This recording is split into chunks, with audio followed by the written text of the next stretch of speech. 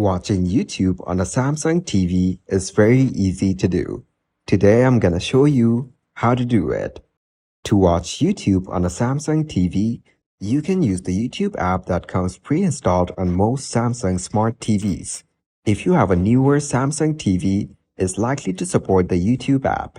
Now, here are the general steps. First, power on your Samsung TV. Then, press the home button on your TV remote to access the home screen. Now, look for the YouTube app among the available apps on the home screen. It typically has a YouTube icon. Now, if you don't see the YouTube app on the home screen, you can access the app section and find it there. If you have a YouTube account, you can sign in to access your personalized content. Use the on-screen keyboard to enter your account information.